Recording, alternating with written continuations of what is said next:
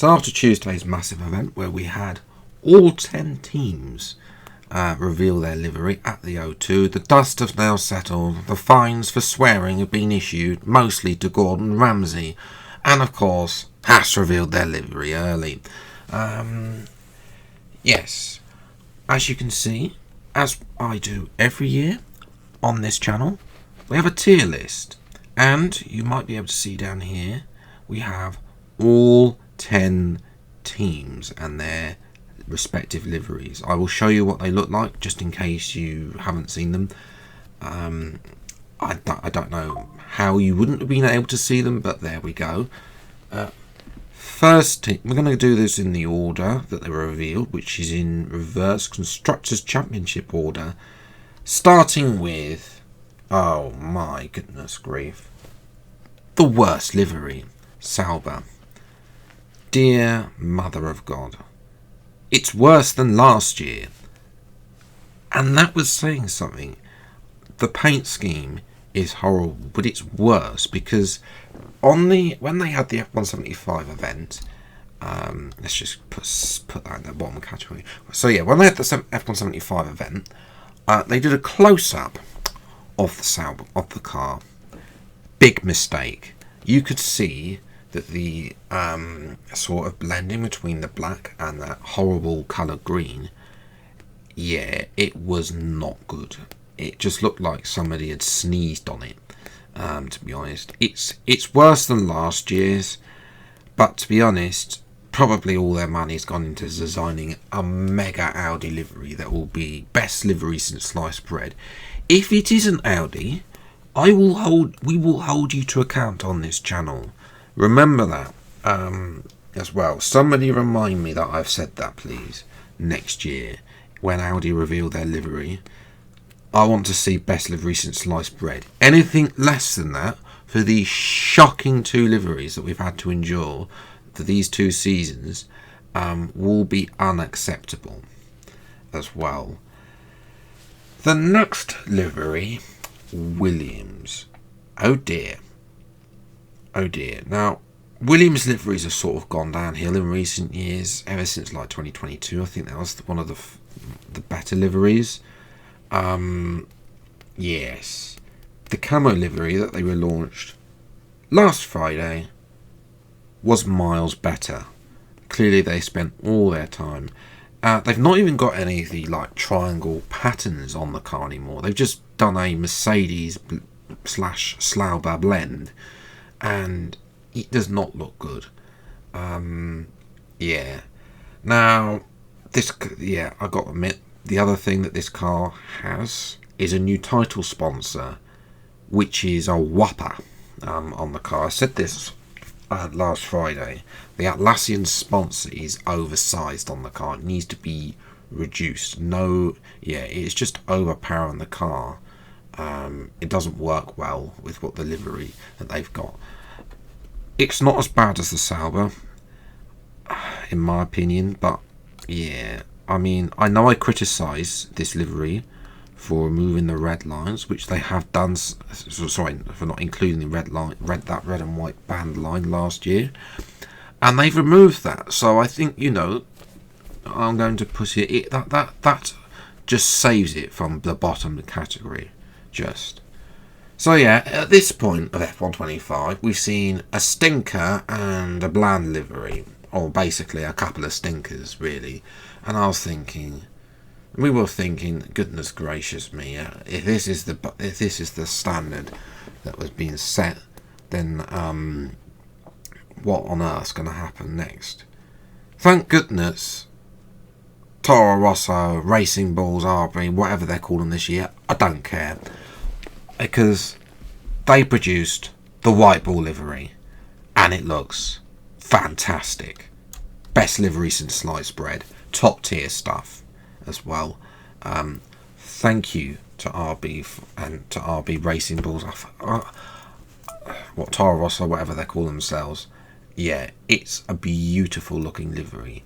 The only thing that's a slight letdown, and that's me being very nitpicky, is the yellow on the front wing could have maybe a small sponsor on it. That's possibly just to fill it up, because it's a little bit too much. That's the only thing, but that is me being very nitpicky.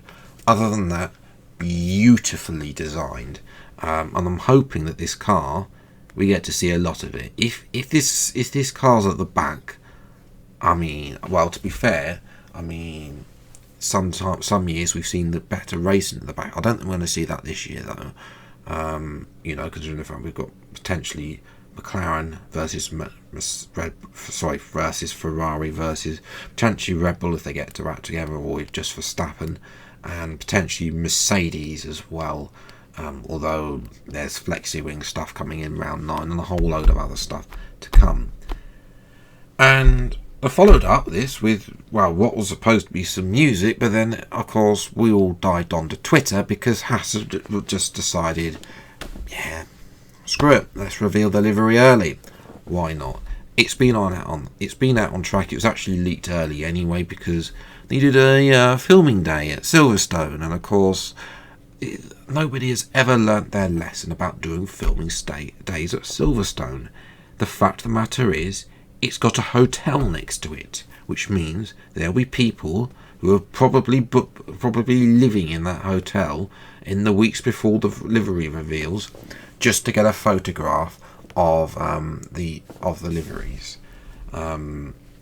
Yes, the Haas though, I actually quite like. It's clean, it's slick. I know I've criticised white Haas's in the past, but this one is good.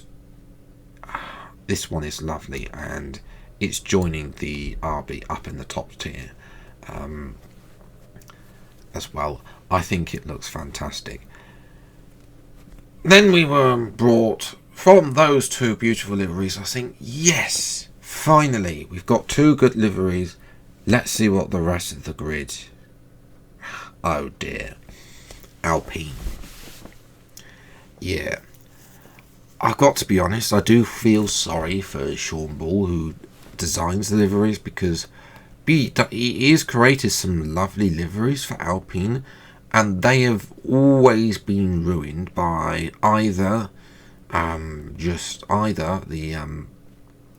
too much carbon fibre on the car, as in last year, or, and the fact of the matter is, BWT. I'm sorry, but they are ruining the Alpine livery. So far, the only good Alpine we've had is in 2021 as well. All the liveries since have been very, very, very bad. Yeah, to be fair, it's just about where to put it, and it's a tough one because it's hovering between La Bland and La Design in Paint. So I think because Sean has made an effort to actually do something with this livery, and it's colourful. It isn't. It is a colourful. It's just eye-popping, if that's the right word. Yeah, I just don't like it. It's just too much. It's not as badly as it. I think what's saving it from being bland is there's two things saving it from being in the did you design this in paint category. There is two things that I do actually like on this livery. I don't know if it's going to. I don't think it's quite shows up on the photograph, but there is a close-up. One, Sean has put a little black line, or I think it is a black line, between where the Alpine logo is, as well, between the blue and the pink. I think I like that a lot. I remember that when the Alfa Romeo did that a few years ago. I love that, what they did with that. The other thing is the Inai logo. I mean, that logo is fire anyway. It just looks fantastic. Fantastic logo as well, which improves the car on those two things. So that's what's saving it from the bottom category. I'm so sorry, Sean. Next up, Aston Martin. Now, there's not very many pictures of this because they had their launch, or is their launch later on, I don't know. But yes. Now, I've put this livery up here in the best livery since sliced bread category. I don't actually last year, but there's things that I don't like about this livery, and yeah, it's going in good. The Aramco sponsor at the back is always ruining it, and yeah, Aramco, please put your what we want is the rear wing on the front of it in green, in the Aston Martin Racing green, and you can have your colours on the rear wing. I know Valvoline's on there, but you own Valvoline anyway. I'm sure they wouldn't mind. Please, that would look so much better if it was like that. That is when it comes to modding, that's the first thing I think of, is getting rid of that, because it looks awful. It just puts the car out of place. It would look so much better if it was the Aston Martin Racing green.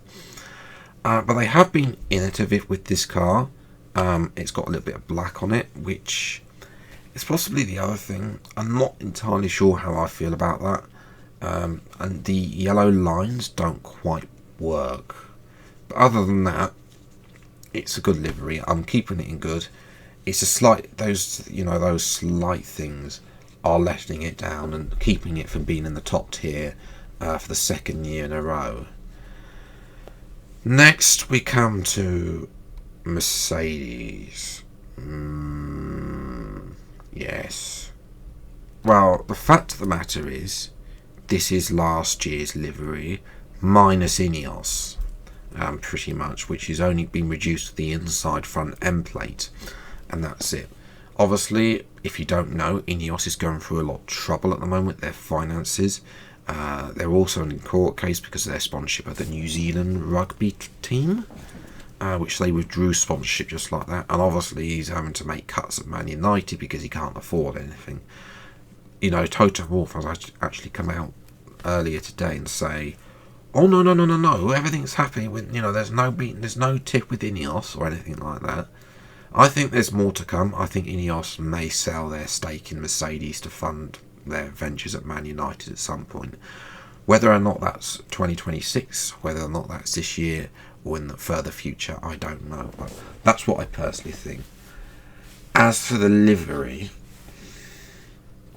I didn't like last year's Mercedes, so therefore this year's one is even worse. They haven't even put anything on the top of the air box, the air intake box, where Ineos logo was sat. It's just they just coloured it in silver. Yeah, it sits in between the Williams and the Alpine in the bland category for me. Next, we have a livery that, let's be honest, they did design it in paint because it's been the same livery since 2022. Red Bull. First of all, congratulations to everyone that booed Christian Horner. We must not, obviously, we've got that employee tribunal coming up as well. We didn't actually get to see the context of the text, despite the fact apparently a newspaper got them off the... this is off the top of my head. I could be wrong. If so, correct me in the comments below about that. But yes, he's a twat, basically, is what he is. As is the FIA, which all equally got booed. About the car, they had all this partying launch on the stage, so the launch itself deserves it to go in the bottom category. And the car, they did design this one in paint because what they did is they ripped off some of the sponsors, and that was it. It's the same livery again and again and again. It is dull, RB, Toro Rosso managed to reinvent themselves. Aston Martin, let's take Aston Martin here. They have been able, they have made tweaks to their livery to keep it fresh year on year. Yes, there are things that I potentially don't like about it, but the fact that they've made some changes is a good thing. Red Bull haven't got that message. They just continue with the same old livery time and time again. Therefore, it's going ahead of Sauber. Come on. But in the did you design this in paint category as well. So then it brings us to the final two cars, and both of these have been ruined. I'll start with the Ferrari. You know, things, it's the HP logo business all over again. I don't know how I feel about the darker red. Yeah, the red and white livery, the colour design is, you know, to have white is a lot better than having black, what they had in some of the previous years. So I personally prefer the red and white. Obviously they had yellow on the car last year as well, which has been replaced by white. I think the side of the car is, there's parts that I like over the engine colour. I think that the HP logo could have slightly ruined. I know they've done that to try and merge it in, and it hasn't worked. The blue just is too, it just doesn't work. You know, I think if they'd gone with the what they got on their current laptops, you know, it's just like a logo in black basically would work a lot better. And I've even seen someone put the Ferrari horse there. Spoilers for career mode. Is all I'm going to say about that. Yes. So I think that if they'd done a little bit of work with this livery, the Ferrari work mark on the rear wing, because I don't think the HP logo works on the rear wing as well, I think it would be up here in the top category. But those are letdowns, and I think also there's nothing connecting the front wing to that bit on the side on the engine cover. So on that note, it's a bit of a letdown for me, and it's going in the okay category. Let's be honest, it's better than these, but it's not as good as these three, to be honest. And we then come to our final livery, McLaren. Yes, McLaren. The Papillon black livery, it was okay, to be honest. It was okay, to be honest. And this would where we sit had it not for one of its new sponsors, Alwyn. Yes, because it's got teal green, and I also don't like the DP World blue background on it as well. It's just, yeah, I think it ruins the car. So it's going in the top of bland, to be honest. I don't particularly mind the design. It's just the fact they've reused it from last year's, and then they ruined it with that as well. Obviously Red Bull are down here because they need to get the message it's unacceptable to continue with the same livery. And even Verstappen came out pre-season last year, or was it last year? I can't remember, saying we need to have a change in livery. Yeah.